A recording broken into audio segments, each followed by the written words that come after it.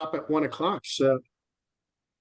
so Sounds good. full Well, good steam ahead. afternoon, everyone. My name is Nancy Della Noche. I work for ACT-IAC, and welcome to the ACT-IAC Resilient Infrastructure COI meeting. We are glad you're here. And as you notice, this session is being recorded. I will be posting this on YouTube for your viewing pleasure later on, and I will send a link to everyone once it's available. And with that, I will pass the mic on to Pete Saronis. Pete is the industry vice chair for the COI, and he is the founder and CEO of Dotson Bridges. Pete, over to you. Thanks, Nancy. Thanks, everybody who's joining today and will be watching. It's an honor and a privilege. My good friend Jim Sprague is going to run this show, but I will say, as an ambassador for ACT-IAC, for our community of interest, and of course, on behalf, or should I say on behalf of us, having Ryan and Dave here, subject matter experts, we're beyond grateful. Our goal when we created the COI was really to be sort of that community of interest that bridges a lot of the others that ACT-IAC maintains. And resilient infrastructure, sometimes people go, what the heck do you mean by that? Well, think about it. It's the stuff we use every day. It's critical infrastructure. It could be a data center. It could be an automobile. It could be the power grid. It could be the water we drink, the food we eat. So we try to bring folks together in this type of forum in our community of interest, and we hope more folks will join. We think about the city, the community, the municipality, and the role that government, industry, and academia play. So with that, I know today's topic is going to be awesome and amazing and compelling. Shout out to Jim and team and Kristen and Nancy and all the folks on our COI for bringing it together. But big time, Dave and Ryan, thanks for spending time with us. Back to you, and I'll disappear now. All right. Thank you, Pete. As Pete had mentioned, we have two special guest speakers today for our fireside chat about data center siting. First, we're super lucky to have Dave Martinez with us from Sandia National Labs. Dave has worked with Sandia National Laboratories corporate computing facilities, make sure I get that right, for 35 years. That's awesome. He's got in-depth knowledge of HVAC, environmental controls, mechanical, electrical systems, and Dave is frequently sought out by government and industry for his expertise. Most recently, Dave's contributed to the growth of Sandia's data centers from 20,000 square feet to over 77,000 square feet. So he's a wealth of knowledge. It's going to be great talking to him. Next, we have Ryan Howard with us. I've known Ryan for a long time. We cross paths in various industry groups. We work together. Ryan leads the hyperscale immersion cooling and MEP at Submer, which is water smart, rock solid data centers for military and enterprises. Ryan also worked at F5, where he was a rock star. He launched Velos and R Series through tough times, keeping his Fortune 50 and DoD customers humming along. He's got 28 years in resilient and power computing, patents in energy, robotics, sensors, military tech, you name it. He's been featured on Discovery Channel's Popular Science. That's pretty awesome. And he's built some of the first LEED certified buildings for global clients. So he's got deep ties to Sandia, Los Alamos. And I would say that, I've known Ryan for a while, and he's got the playbook for building infrastructure that lasts. So welcome, Ryan. For the next 20 minutes, we're going to touch on the first part of this series. So this is a two-part series. And the first part is we're going to focus on data center siting fundamentals. So what does the government look for when selecting a site? We're going to dive into also several of the ways that the government's data centers, Sandia, and others are conserving natural resources. So if you want to ask questions, please use the Zoom chat feature, and we'll get back to you in there. So otherwise, we're just going to dive right in here. So for our first question, Dave, you mentioned a couple of key things that the government looks for in a site. And one of the things I was really drawn to is you mentioned how you really take into consideration the local community when doing so. So tell us a little bit about yourself, what you're working on like right now, these days, and what are the key factors when selecting a site? Yeah, thank you very much, Jim. Yeah, basically right now I'm working on new cooling pieces for the data center within the racks themselves, new technologies to capture heat and reuse it, and also working on using less water in our data center and things of that nature ongoing and helping other data centers across the labs with some of their designs. And most recently, I've been working with the immersion cooling and seeing the uses of that in a data center. It's really, really good thing that I've been working on there. Really like that. Things we look at when we're looking at locations for data centers are, of course, power availability and fiber connectivity and water access is important as well. Local disasters, if there's anything that can be in a disaster climate factor, so you know how to basically design your cooling systems, rejecting heat, things of that nature, workforce availability, site sustainability, really, and what you can give back to the community. I'm really big on that. So what I mean by that is like jobs for local people, giving back heat if you can on a reuse side to the community for manufacturing purposes and things like Awesome. All right. Ryan, you work a lot with the data centers, some of the same ones that Dave's working on. I get to hear about all of your different travels across the country to these government data center sites. Tell us what you're working on these days, a little bit about yourself, and then dive into respond to what Dave mentioned and what you see as similar or different with industry sites versus government sites. Sure. So typically, as Dave mentioned, the primary site qualifications are power, number one. They're trying to find large amounts of power. You hear in the news, everybody wants a large gigawatt site. Well, we're running out of those sites. We're finding smaller and smaller pockets of power, and we need to produce power now behind the meter versus basically getting the power from the power grid. So that starts to become an issue on site selection because you start to have to be very, very picky as to where you put these sites. And as Dave mentioned, one of the biggest concerns is water usage.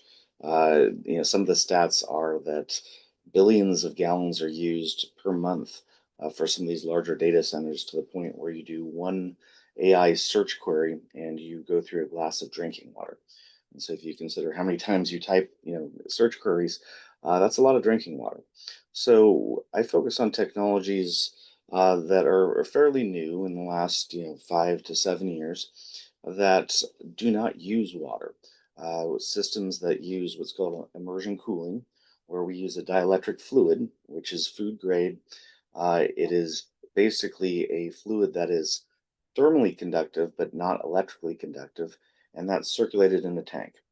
And the entire server, not just parts of the server like direct to chip, are inserted in the fluid, and we're cooling every single component. What that does is it contains that heat that's typically coughed off from these data centers on a gigawatt basis. To give you an idea, a gigawatt could heat 100,000 homes. It's a lot of power just being sent off in the atmosphere. And what happens is this fluid circulates inside this tank and it rejects the heat out to essentially a heat exchanger, much like a radiator back to back. So you have cold water in and hot water out. And as Dave mentioned, you can use that hot water in all sorts of applications, such as heating buildings, heating roads. You can use it in some of my favorite applications are farming applications where you can heat the farm 365 days a year and produce crops. So we're not wasting, this massive amount of power we're using because these servers are highly efficient at producing heat. Right. That means again, location, right? Like it's really important that you put the data center where this heat can be used. Now, is that I don't know much about data centers and farming areas, but how prevalent is that? And is that something that the big folks are thinking about? So over to you first, and then we'll get Dave's thoughts on that. Sure. So it is starting to become a larger focus at the hyperscaler level. At some of the recent large events like OCP and Supercompute, There are speeches by Microsoft and Google in regards to how do they get rid of, essentially, typically it's treated as waste heat. Now it's being relabeled as heat reuse because we're trying to basically find areas that need heat, such as industrial processes, bottling plants, toilet paper plants, heating buildings, hospitals, versus again just getting rid of the heat and trying to reject it into the air. And typically, how they do that is they go through water. They basically take large amounts of water, evaporate it, and push it out into the air. In the systems that we're talking about, we can couple, let's say, a farm next to a data center.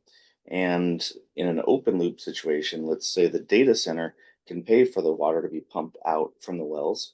And typically that's too cold for the crops. So the data center will heat the water up a little bit and then hand it off to the farmer. The farmer sends the water to the crops, and the crops grow at a higher rate because you're not shocking the crops with incredibly cold water. So in that situation, everybody wins, and that's what we're trying to encourage in the industry. I mean, those are great points. Also, biomass drying, you can use reheat for that as well. Even people don't really realize that. Even in the milk process of the dairy, they use heating for that as well. You think it'd be all cooling, particulates, and interchange, but there's also heat involved with that as well. So you can redirect the heat for that type of system as well. So, yeah, good points, Ron. Share a slide that you both wanted to talk more about. This is the heat reuse slide. So give me a moment while I pop this up. We share this with the audience, and please feel free to dive in here and discuss the salient points of what you wanted to convey in this heat reuse diagram.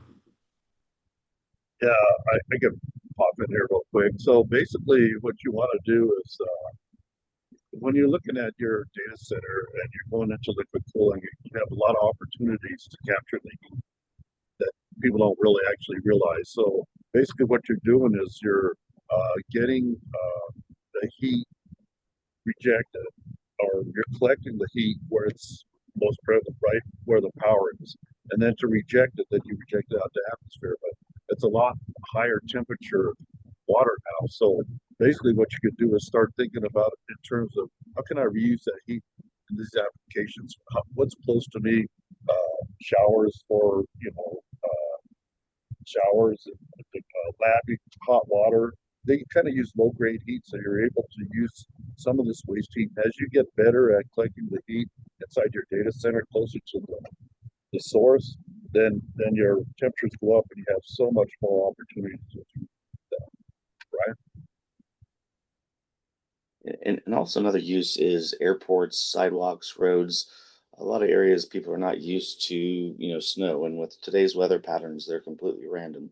So we can use this to preheat, airport runways. We can use this to preheat sidewalks where people typically might have a trip and fall accident, which costs more in insurance.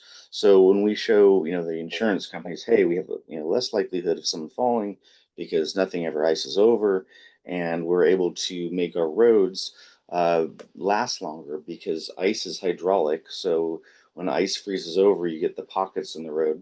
Well, that's caused by ice freezing and hydraulically expanding the road. You don't get that when you heat the road with a waste heat, essentially with heat reuse.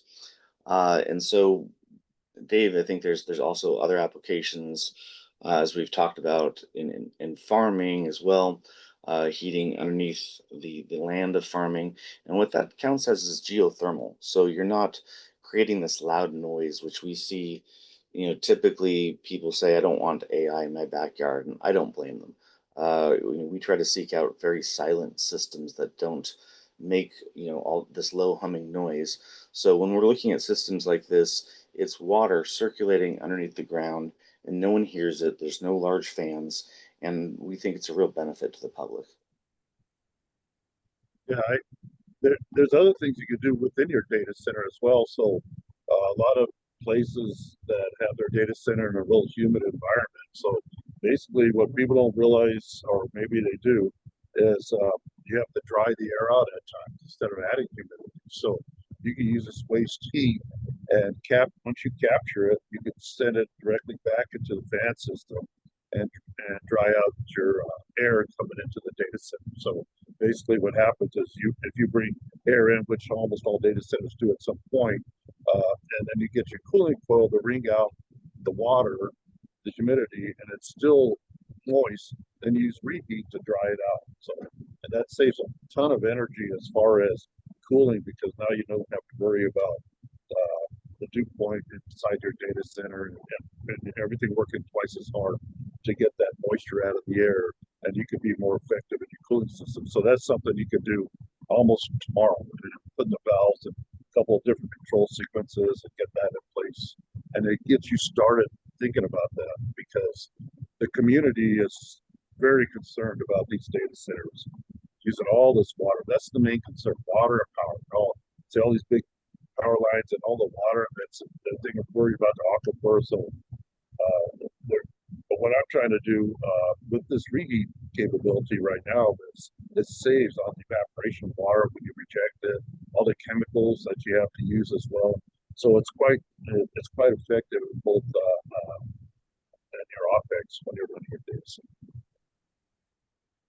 Even the heat use alone, the water use and water treatment, it can amount to millions of dollars per year to recondition the water and run the motors to get the water back into the system. So avoiding that whole usage of water, as Dave pointed out, really affects the OpEx of these data centers, and then you avoid the whole risk of contaminating our aquifers with PFAS or other chemicals as well.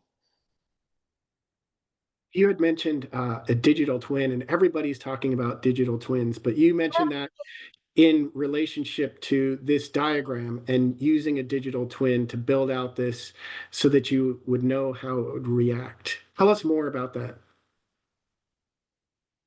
Yeah, I mean, so right now we're building a digital twin. One of our data centers is it's an HPC data center, high performance computing data center. So it's pretty much like what the AI data centers are doing as far as in terms of power and water usage. And so we have 3 different loops in this data center, this particular data center: one medium temperature, one lower temperature, and one where we go right into the chip of the higher temperature water. So it's a really dynamic system. So all the valves can interchange with each other, but we want to make the right choice at the right time and hit everything at the optimal curve. And we did a lot of measuring and things of that nature. I'll give you an example. And we made some really good program changes, but it took us probably like 3 or 4 weeks to gather the data and do all of this. So the digital twin people we're working with right now, they gave them the same data, and it took them probably by the end of the day, they had the same result we did after we did it for like 2 or 3, about almost 2 or 3 months dealing with it, trying to figure this out. We have some pretty sharp engineers here, but that's what a digital twin can do for you. So in the future, it's going to help us for building our new data centers and sharing the knowledge with other people that are building data centers so they can build them more effective, efficient. Yeah, that's awesome. Ryan, thoughts on that? I think that's go ahead. Do you guys use that at Summer? Do you use digital twins? We do actually. We're looking at grid sustainability, as we've seen about a year ago in Spain, where we had entire grid failure, cascading failure. We don't want that to happen here in the U.S. And some of the problems are, we have solar and wind that become unusable at certain points. And on our grid, because we have these data centers starting up and shutting down and have variable loads, it becomes very difficult to control all of this. So what we're trying to do is put digital twin systems and machine learning in place so that we use the power effectively. So if there's solar and wind in a certain location, we tell the data center, okay, the automatic transfer switches should pull from solar and wind first, so we utilize that power and we're not using grid power. Likewise, we're trying to use orphan spaces on the grid where there's already existing substations and there may be 10 or 25 megawatts available, where these large companies are seeking these huge sites. We're trying to integrate those sites in from a networking standpoint so that we can do parallel processing and mesh AI, which I think is going to be an industry changer. And those are some of the experiments we're doing at the national labs of proving out how do we balance out the grid so that we're not having grid lags where the grid's running low, or spikes where the grid's running high, because ultimately that takes more fuel or water in the end. And we can't vary, let's say, our hydroelectric dams. If we started to vary the generators, you would have structural fatigue. Same thing with our nuclear plants. If we varied the rods, we'd be looking at Fukushima. So we need to be able to start to bring that differential down, which is around plus 30% and minus 30%, to around plus and minus 10%, by being efficient in how we structure our operations and when these AI jobs run, and try to do these workloads in parallel with the large data centers and the small available power centers that we have now. So we're not having to build out this massive infrastructure that is very expensive to the end consumers sometimes. That's a good point. And another piece of that, so basically, imagine you have your data center. Well, in New York now, it's freezing cold over there. Over here in Albuquerque, we're in the 70s. So basically, we had large jobs to run. Then we would just send them over there to run over there so they can use the reheat of that generation of computing to heat their buildings and stuff of that nature, preheat them, and things like that. We still get the work done. By the same token, they can send it over to us when they're like really hot and humid and their energy levels really high. And to do the same process means probably double the capex. So then you send it over to us, and then we'll run it over here. And we just look at all the optimum curves of these places. It's real dynamic the way they could actually work in the future. And the digital twin helps not only in piping, but electricity and networking as well. So yeah, it's just a matter of trying to figure out how to apply everything and get all the points in. Awesome. Well, we are close to the top of the hour here, and I think what we could do in our last 5 minutes is really go around with you, Ryan and Dave, and talk about pick out the key points from today's sessions, the real so what considerations that a government and policy folks would need to think about. So how would you wrap all this up and say, this is what truly matters and why policy people should be, why they should care, and something that they can take away that makes a difference? Yeah, I think location is a big piece of it. Location, where you locate your data center, and looking at the economic values around it when you do that. And it ties right into the heat reuse and everything else. But also, when you're building your data center, see other people that have already built these data centers, so you could do it very in a smart way. Not that you're not smart, but that you can leverage some of the strengths of others that have already done these type of things, and then you combine them with your thoughts, and you build yourself a really sustainable data center. Awesome. I would echo Dave's thoughts. With the experience that the national labs have and they bring to the table, the whole point of the labs is to encourage, U.S. growth and technology growth. And I think it's great that Dave's willing to come on to presentations such as this to inform everyone what they're doing at the labs to fix these problems and fix these issues.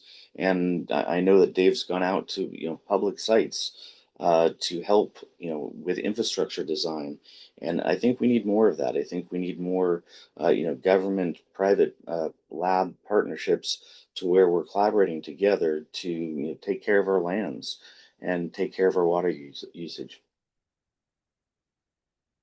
And this gets right back to the communities that are now very wary, and they will want assurances. They will want thoughts on why are you putting the data center here? What benefits to the community is it going to provide, and how to mitigate that? You mentioned that with noise, and which is a big one. So, well, fantastic. We are very close. I'd like to just there's one thing that's been sticking with me, and we had this conversation as we were getting ready for this. Resilience is different than reliability. Do you each want to touch on that statement and close this out?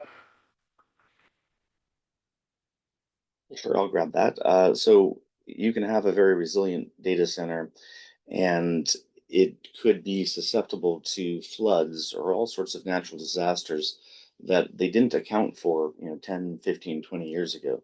We're in a different position now that we've had a volcano in Tonga blow up underneath the water in 2022. That's changed our atmosphere for the next 10 years. So we have to look at the design or old designs and try to mitigate existing and new designs so that they accommodate for random weather storms that we've never had in that area before. Totally agree with all of it. I mean, it's the same thing. So like if you have a greenfield data center and you happen to not even think about these type of things, and then it turns into a brownfield, but you still can adapt that and do some things to fix that up. But goes into location. You really got to pay attention to where you place these data centers.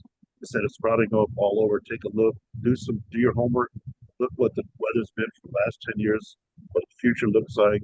Anything that happens in that state, economically or impacts, anything like that, environmentally, new laws, things like that. So you really got to pay attention so you can build a resilient and reliable data center, right? Fantastic. Well, that wraps us up. We are going to reconvene on March 16th for the second session of this. And I will just let you know that we'll have maps, we'll have actual use cases, and some practical examples of things that we've been working on to show you where, if you put a data center, where on a US map would be good areas or areas to consider some of the things that we've been talking about today. So thank you both very much. Dave, Ryan, you've been very generous with your time. This is fantastic. Look forward to seeing you on March 16th. So take care, everyone.